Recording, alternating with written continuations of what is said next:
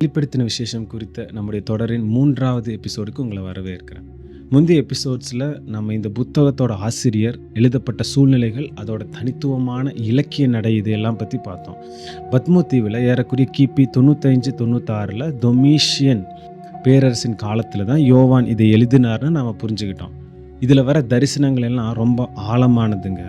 ஆனால் இந்த பெரிய பிரபஞ்ச நிகழ்வுகள் எல்லாம் வர்றதுக்கு முன்னாடி உயிர்த்தெழுந்த மகிமை அடைஞ்ச கிறிஸ்து ஆசியா மைனரில் இருந்த 7 குறிப்பிட்ட நிஜமான கிறிஸ்தவ சபைகளுக்கு பேசுகிறாரு.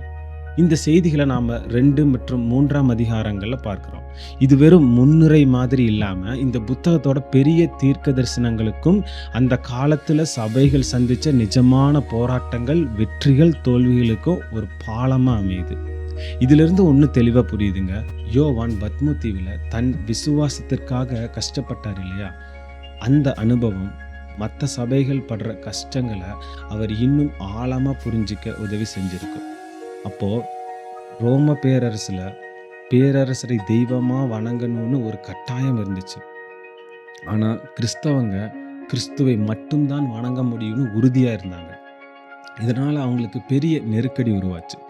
அதனால தான் இந்த கடிதங்களில் சபையோட ஆவிக்குரிய நிலையை பற்றி மட்டும் இல்லாமல் அவங்க சந்தித்த துன்புறுத்தல்கள், கலாச்சாரத்தோட சமரசம் செஞ்சுக்க வந்த சோதனைகள், இது எல்லாம் பற்றியும் கிறிஸ்து பேசுகிறாரு.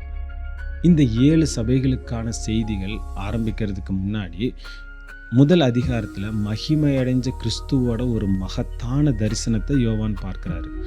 மனுஷகுமாரனுக்கொத்த ஒருவர், கண்கள் அக்கினி ஜுவாலை மாதிரி, சத்தம் பெரிய வெள்ளத்தோடு இரைச்சல் மாதிரி, முகம் சூரியனை போல பிரகாசமாக இருந்துச்சு. முக்கியமாக அவர் 7 பொன் குத்து விளக்குகளுக்கு நடுவிலே நிற்கிறார்.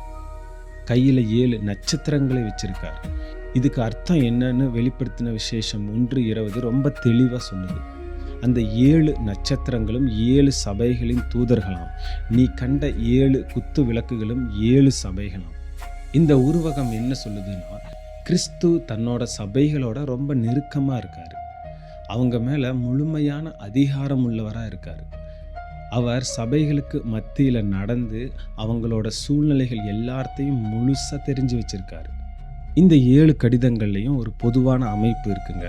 ஆனால் ஒவ்வொரு சபைக்கும் தகுந்த மாதிரி சின்ன சின்ன மாற்றங்கள் வரும். முதல்ல இது யாருக்கு?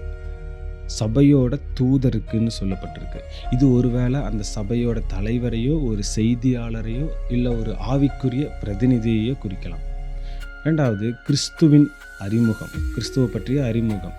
முதல் அதிகாரத்தில் பார்த்த அந்த கம்பீரமான தோற்றத்திலிருந்து அந்தந்த சபைக்கு பொருத்தமான ஒரு வர்ணனையோட கிறிஸ்து தன்னை அறிமுகப்படுத்தி இருக்கிறார்.